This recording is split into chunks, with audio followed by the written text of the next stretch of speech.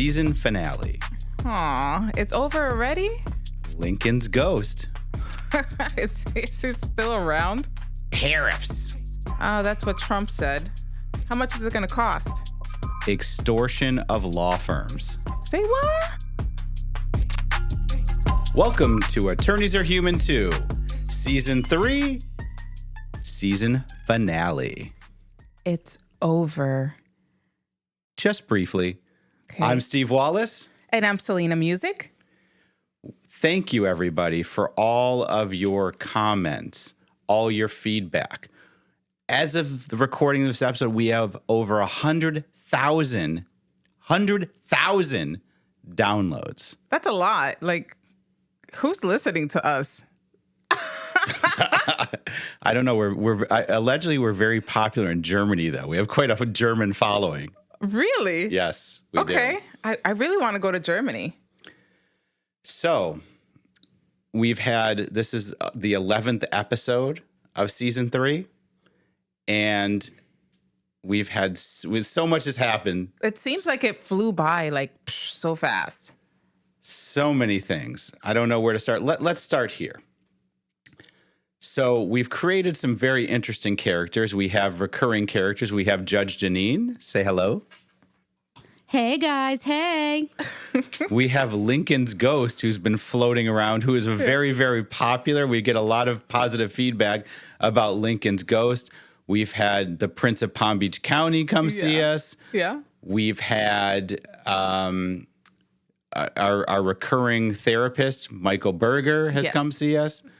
And a lot of soliloquies by us. Yeah. And Michael Berger hasn't said we're nuts yet, so I think that's good. or he just wants to keep becoming a guest on the show. It could honestly go either way. We have instituted some new segments, ask an attorney anything. Mm-hmm. We've gotten rid of the lightning round because that got a little boring. Even I didn't want to answer the questions that I was thinking of. And we've got a very exciting question coming up at the end, which we will highlight. So we've gone through an election. We have a new president. We're within the first 100 days. The first topic that I think is worthwhile to address, what we've learned about, is knowing what we knew, that President Trump was going to come in and he was going to get retribution and payback. No, he was going to get spicy. Spicy is sure a word.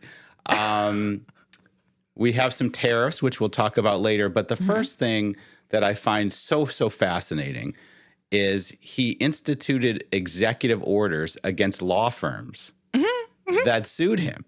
And we've talked about on this show many times, Big Law, who, at least me personally, I'm not a big fan. I've gone through it before.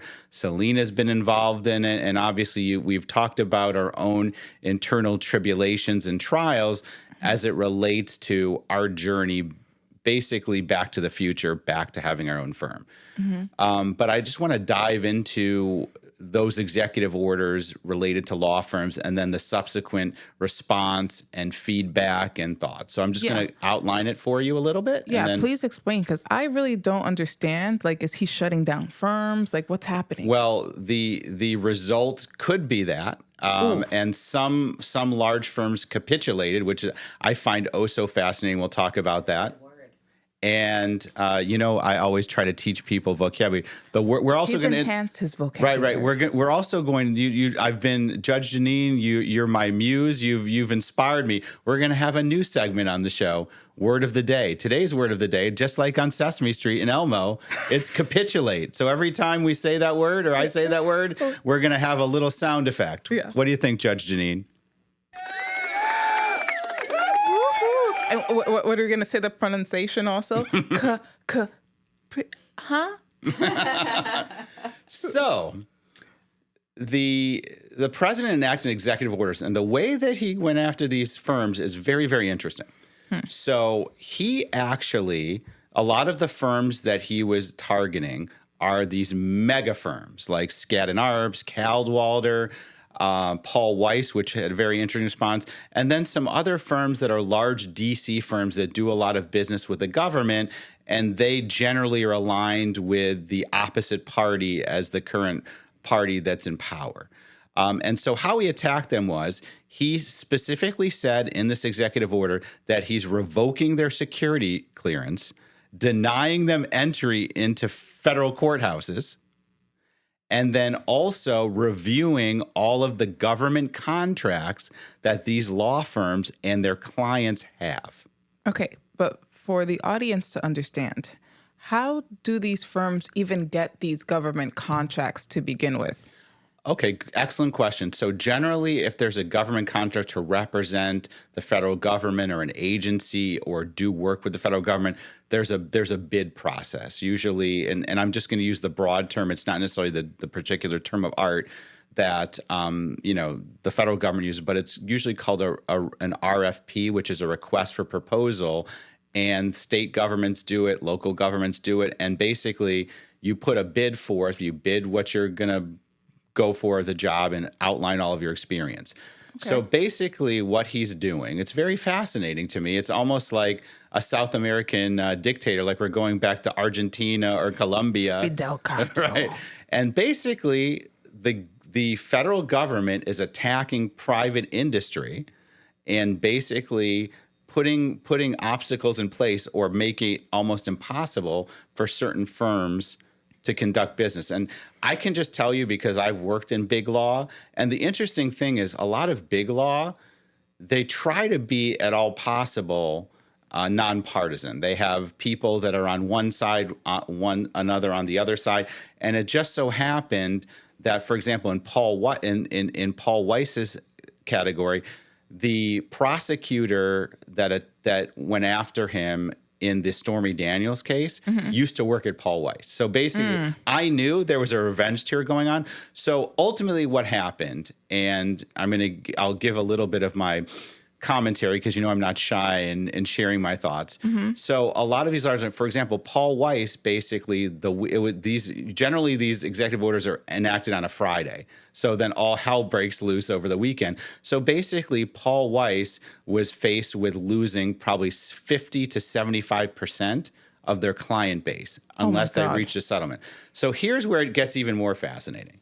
So Paul Weiss entered into a settlement agreement with the administration where basically they would provide $100 million worth of pro bono work on causes that are important to the president. To the Trump administration. Right. Okay. So it's free labor. Free labor. And so that was the first one. Caldwater just entered into a settlement this week, and the bar is getting higher. They entered into a settlement where they had to provide $110 million worth of pro bono labor. Bono work. Is it safe to say that he's made them his... I think it's safe to say that for sure. And the interesting thing is, and I've been, I'm just so fascinated with this that I've been reading it more and more and more. And then I'm going to tell you another component. What commentators are projecting is every settlement is going to be higher and higher and higher. So Paul Weiss actually logistically was smart and entered into settled right away. Now, on the other hand, there are 6 or 7 firms that were targeting the executive orders that filed litigation to block these executive orders. And at least initially, they were successful. Well, my question is, can he legally do that, though? Because it just seems like he's, like I said, forcing free labor. Right. Well, also, the federal government is choosing who can succeed in business and who can't. And as the president is using the power of the sword to attack private businesses. It's very fascinating. Now, here's the next component. Okay. So outside of that executive order, the other thing, and we'll talk about this a little bit because this is also extremely fascinating to me. The EEOC, which is the Equal Employment Opportunity Coalition or something of that nature, it has also sent these firms and some other firms letters that want to investigate into their hiring practices because the Biden administration enacted the DEI, which political commentators go insane over. Like if you, I've just been, obviously in preparation for our shows, I read and I watch and I listen to a lot of different podcasts just so we can stay up on different Correct. topics. He's trying to stay up on game. Right. So DEI, which I think are with our 100,000 downloads and our top 10% global standing as a podcast, I think we're doing a pretty good job. What do you think? I think we're okay. We could do better, but I always strive for better. Right. I mean, I don't want to capitulate. We're all looking at what? And so DEI stands for Diversity, Equity Initiative. Mm-hmm. Some people that are against it, I mean, I think it's very important. That's just my opinion. Other people look at it in a situation where they think that it's people that are not qualified for jobs or being put in jobs just to satisfy this DEI. I can just say, as it relates to law firms, it's very important for people to have attorneys, if they so choose, that look like them, talk like them, act Correct. like them, come from a similar background. You know, that is something that I am still not sure about. Okay. Because I want the person to be the most qualified person. However, I've worked in firms where the entire staff is of one race. Right, which is I felt that way too, and I feel uncomfortable because oftentimes I'm of that race, but I think I'm very uncomfortable by that because the way I see it is clients, especially in South Florida, South Florida is a melting pot, just like New York, just like New York City, and so not everybody looks the same. So I think it's concerning if a law firm, they all look the same. That's my opinion. Well, correct. That's what I'm saying. It's I want the most qualified person, but I've been in firms where everyone is of one race, and then it just always leaves me thinking, you know, we're in South Florida. Yep. There's a melting pot of people, or we're in New York. Yep. There's a melting. You couldn't find one qualified person of ethnicity or even female, because No, most firms I've worked for, it's all men. It's a sausage party. Most, not all, but you don't like that one, Judge Janine? Come on, are you listening? You know what? I do, and I was actually gonna chime in here. Okay. I completely agree. If I walk into even a medical building and there's not every race or nationality represented, we're in South Florida. We're a melting pot of the Caribbean, Asia. Pretty much everywhere on the planet comes here. So I know, as a perspective, as a patient or a customer or a client, whatever the business is, if I'm not represented there, I don't know if I'd feel comfortable doing business there, because I want to feel connected in some way. Correct. But at the same time, you want the most qualified. But that was always my issue with Friends. You ever seen Friends? Yeah. Well, why is everyone on Friends? You know, they're in New York, in a New York City apartment building, yet everyone is one race. They look like they came out of Malibu. Yeah. But you know what, Judge Janine, your man crush, Trump, he doesn't like DEI. And so along those lines, what he's doing is he's attacking these law firms for having DEI. There is no man crush. Okay. Sorry, I stand. That will be removed from the record. And I will not, and I am capitulating to that. Not capitulating.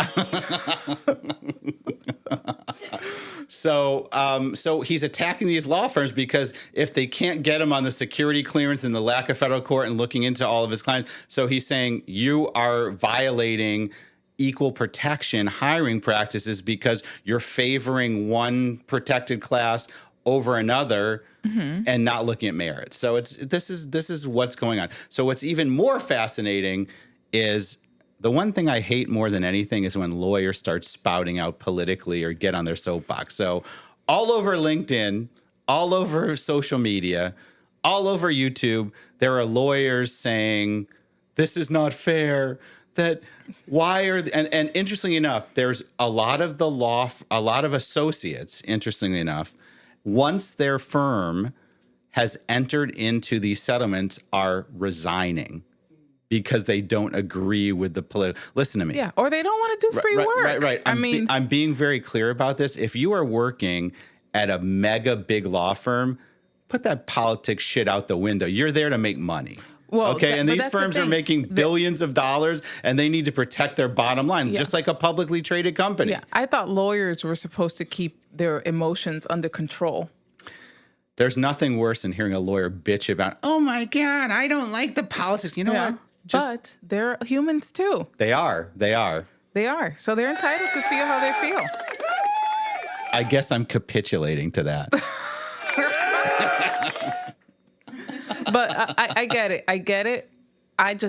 I understand that they would be making a lot of money by working at big firms. Mm-hmm. However, that's why I worked there. It wasn't for the love of the game. It was for the love of my pocket, balance sheet, right? Yeah. But at the same time, would you want to do free work? I mean, my guess is it probably goes to the billable hours because they are getting credit for it. Mm-hmm. They're getting it. They're basically to provide $100 million of work. They're protecting their $1 billion revenue. Okay. Because the last thing you want to do, especially if you're hiring, think about it. Top NYSE, like top 25 companies aren't hiring Wallace Law. Mm-hmm. They're hiring Skadden Arps, Caldwell, Paul Weiss because of the ammunition and the armor that they have. All that's happening is these large companies, they'll just basically, they'll have big law on one side, big law on the other, and they just battle it, they just duke it out. And the whole point is they're doing this to protect their client base, because if the last thing you want to do as a corporate client is have the federal government on a vendetta against your lawyers. Correct. I mean, think about that. Correct. But if you do a good job on the free work and are nice enough, maybe he'll throw you a bone. I'm pretty sure he'll throw you a couple bones, So kind of analogous to what he did to Stormy Daniels. Did I just say that out loud? Ugh, Stormy. Oh, Stormy. I'm still so confused about that and the why. Yeah. Well, the other thing that's very interesting, I read an opinion. There is one judge, I believe, somewhere on the west, in the Midwest, that actually denied one of these law firms injunctive orders for these for the lack of security clearance. And it was a very interesting opinion. And the judge, I'm just going to summarize it. He said that as a law firm, you should not choose to enact pro bono just for one particular political cause. Correct. So a lot of these law firms are on the Democratic side, and they don't want to be forced to do pro bono for Republican causes. Okay. And he said, why should you as a lawyer enact pro bono, pick a side for political reasons? And I agree with that. I think that's very interesting. I thought when a client, is looking for pro bono work, you don't choose, you just get who you get. Well, I know, but these are the administration is saying, go after the DEI initiatives. Correct, you're going to sue law firms or companies for continuing to enact that. Shouldn't it be both ways? Shouldn't it be like, listen, you get who you get, and this is where you're going to do pro bono work, and that's that? I don't see why there is a difference. I totally agree with you on that, and I do agree with the judge's opinion based on that. It seems to be, and he said that, it seems to be that most law firms are engage pro bono causes on the Democratic or the liberal side. Which I think makes sense, because a lot of what I've been, experienced and what I've read in the past, that usually is the case. But a lot of these big firms, though, although they're doing that, a lot of these attorneys are Republican. For the most part. So it's all about money. That's what it boils down to. Okay. Attorneys are human too, but I would say attorneys are capitalists too. Mm-hmm. Yeah, definitely capitalists. Right. But now it's biting them in the behind. It is. So also this season, we kind of took a peek behind the law firm curtain.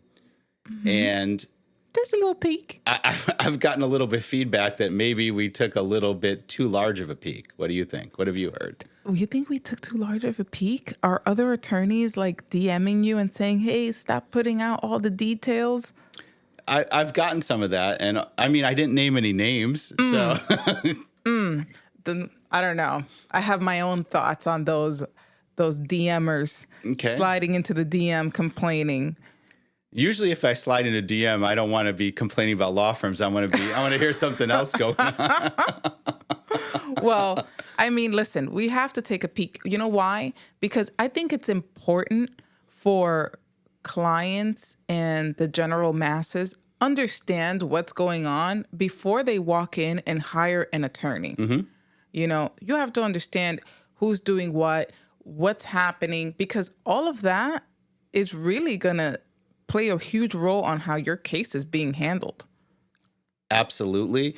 And I've gotten a lot of feedback from attorneys and non-attorneys that have listened to the podcast and are hooked on it now. And they said, I had no idea that this podcast would be about this and really be you guys being real. I mean, I feel like we're just talking like we talk in the office. Absolutely. So, you know, I don't see, but interestingly enough, when we were at another firm, you know, it was always like, you know, you guys interact a lot different than most people. And it was always because... That's the story of my life. I interact a lot different than a lot of people. It was always because I'm not afraid to ask questions. I'm not afraid to say, hey, listen, we have to do this today. I don't care what you're doing or what you're going through, and vice versa. So I think that, you know, that dynamic just translated into this podcast, really. Absolutely. Absolutely. And we can't forget our good friend and former team member, Cyrus, our celebrity legal. Yeah, I miss my Pookie. Yes. And don't worry, he'll be back on for season number 4. We've got a lot of new celebrity conspiracy theories to discuss. And gossip. Oh, lots of gossip. I have to say, he's like TMZ for like the hip hop world. And don't forget the 90s R&B that I would walk into and say, what are you listening to, Jodeci? Oh, yeah, he used to say, Steven, not everything is Jodeci. I'm sorry, it's R. Kelly, too. Yeah. I forgot about that. Oh, my God. No, we're not allowed to talk about R. That's Kelly. True. We better bleep that one out, Judge. He's having fun in prison right now. Too much fun. So also, Diddy's still in the news. We don't know what's been going on with that. He's just there. There hasn't been a lot going on with it because I think he's got dirt on everybody. Maybe even the current administration. No. I mean, I've heard conspiracy where every dot is connected. Diddy, Trump, Epstein, the Israeli intelligence agency, the CIA, the FBI, everybody's connected. So I like to stay impartial because show me evidence. I want to see evidence. There's a lot of hearsay. There's a lot of speculation. And don't forget the JFK file was released also, the JFK assassination file. Yeah. There's a connection there, too. Yeah, there's a lot of, but again, it's not unusual in, I think, the music industry for a lot of women, a lot of men, a lot of solicitation, a lot of prostitution. So, but I have yet to see if they recovered all these videos. Why don't they release a video showing the abuse or something? I need to see evidence. Poor Justin Bieber. I don't think he's recovered from that either. I know. I like Justin, but Justin needs to speak up. If something happened, speak up. This is your time. It is. And I think people would have his back. And then the Coreys, too. May one of them rest in peace. But the other one, he likes to talk about stuff. Corey, Michael Jackson, Diddy, everybody's connected. But Corey never says who. And then I think one time he asked for money to say who it was, which is what kind of... It kind of makes it a little shaky. Yeah, because I don't know. I just didn't like it. Yeah, I mean, it's just craziness. Also, we dived into attorneys need therapy, too. We do. I can just tell you this podcast is very therapeutic to me. I don't need to pay a counselor because I just tell all our listeners how I feel. Or you call Mike Berger. I do. And he's an excellent guest, and he will be back again sometime soon. And then we can't forget the Prince of Palm Beach County, who the prince, who went through so eloquently the election, the analysis.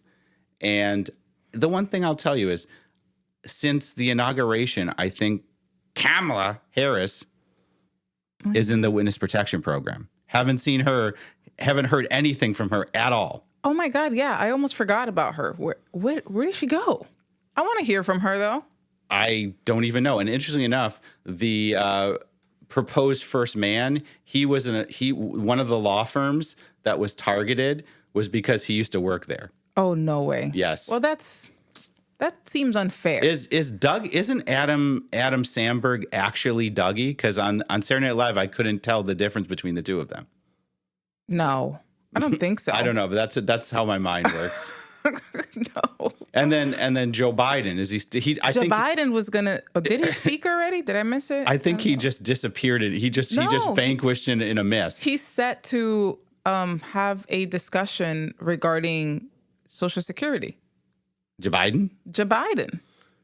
Yeah, Joe Biden. He's making a comeback. I mean, the man's got to make his money. Let him do his public speaking. It's like Weekend at Bernie's. They just prop him up, right? I know, but just, listen, every other president does it. Let him do his speeches and make his money. It's not going to affect us. Where's Joe Biden's presidential library going to be? In Scranton, Pennsylvania? Yo no sé. I don't know. I think it'll be Scranton, Pennsylvania. Let me just tell you, I'm going to offend Pennsylvanians. Have you ever been to Pennsylvania before? It's a horrible place. No, I've never been to. I mean, because like when I'm from Syracuse to get to New York City, you drive through Pennsylvania. Really? And it's horrible. Huh? Ugh. I've never been there. Yeah, I mean, you're not missing much. Oh, I mean, I don't know. I've been to Philly. The Poconos. Philly and Poconos. That is the state of Pennsylvania. So you have been there. But I've only been to Philly. Yeah. Philly and the Poconos. And I went to Philly for a Lana Del Rey concert. Okay. All right. Which I love her. Did they throw pennies at you? Because that's what the Eagles stadium does. No one threw pennies at me. Okay. But I had pennies, by the way. I had a really good Philly cheesesteak. And that's probably pretty good, right? Yeah, it was pretty good. Did you go up the Rocky Steps? I did. Okay. There was a lot of steps. I was tired. I don't know how he did it. He just, steroids. Was it? I mean. He lives in Palm Beach now. That is true. The other thing is, I love when celebrities tell me who I should vote for. I love it. Who's told you? Stallone, Daniel LaRusso told me. Mm-hmm. Taylor Swift told me. I love Tay-Tay. And, I don't know why I should listen to a celebrity telling me who I should vote for. Well, celebrities are humans too. They are. Well, we don't know that. We're not sure about that. We're not sure about that one. But they can, listen, I feel like celebrities can vocalize whatever they want to vocalize. At the end of the day, it's up to you to make an informed decision on who you want to vote for. That is true. That is true. So as we look to wrap up this episode, I've got a question from Jennifer and Delray. Ask an attorney anything. Okay, Jennifer. What are your pet peeves? And I'm going to ask everybody. You go first, Celena. With you or in general? You can do with me and in general. Okay. With Steve is when I text him asking him a question and he does not answer me and I know he read the message. And then he deliberately will send me a response of something I asked him like a day before. That's what I do. That is my trick. Mm-hmm. That's one of my pet peeves. Okay. And all right, how about what are one of your pet peeves in general? In general, I think it's more of an OCD. I like closed doors.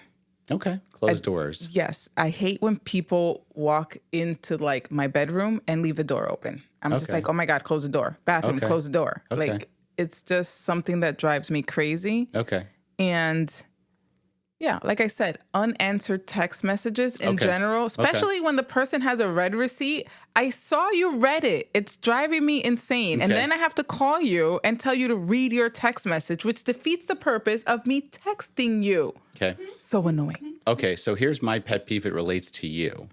but it's both a pet peeve and something that I admire and I love most about you.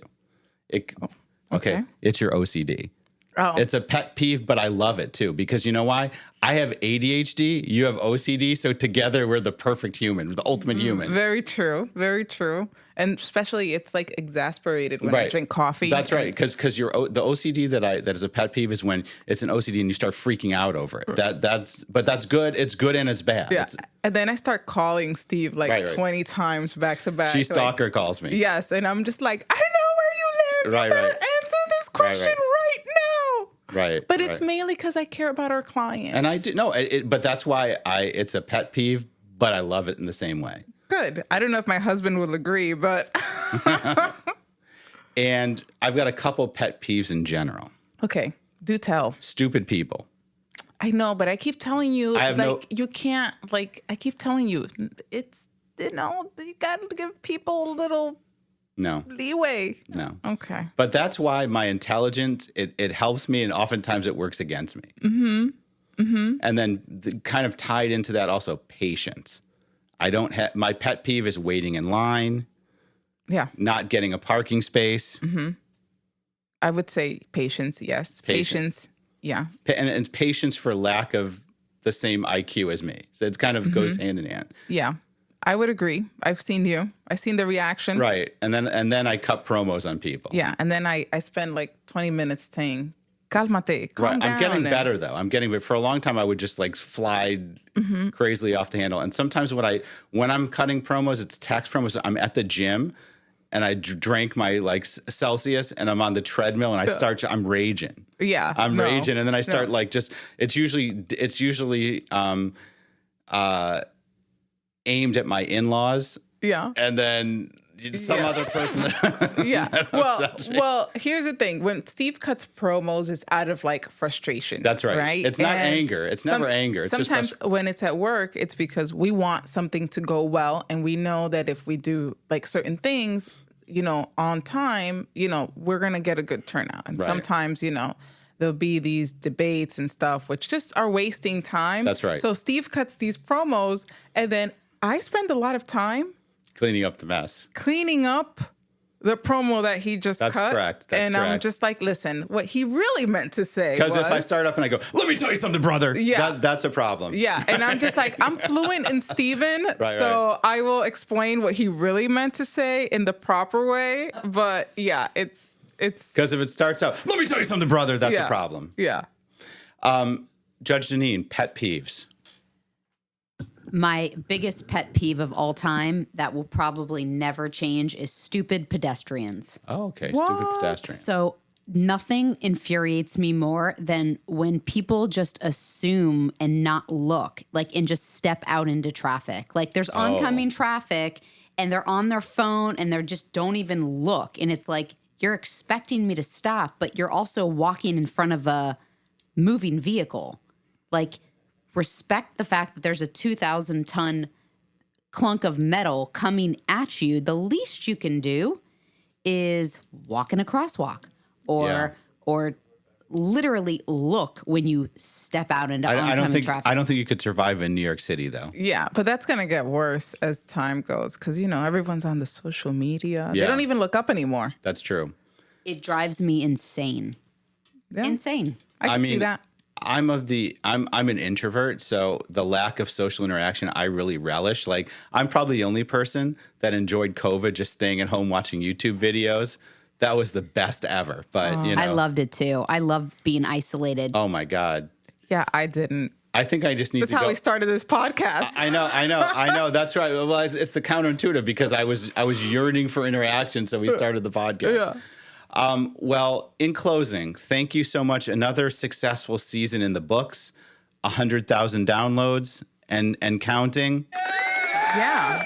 And thank you. We appreciate everyone that's listening. We appreciate those attorneys that are mad at us for pulling the curtain, but we appreciate you. We appreciate the clients, and we love all our clients. We want them to be repeat clients. And even if it's something simple that they have any questions, they could always reach out to the Wallace Law Group. I mean, we have the privilege of having clients I've been a lawyer for 25 years. I have clients from since when I started. And we appreciate all of you guys. And you're not just a client. We're not just there to you're our family. I mean, we've seen a lot of people grow. People have come to us when they've been in a very major state of financial distress. Then they come to us when we're representing them buying a home.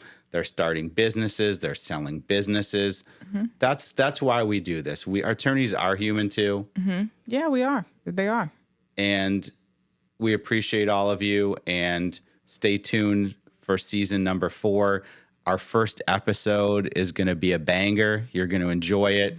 We have an interview with a very major political figure in the area, and it's going to be very exciting. And to all of that, drop the mic. Adios. Thank you for listening to Attorneys Are Human Too. Remember, give us a 5-star review and follow us on Apple Podcasts and Spotify and wherever you get your digital content.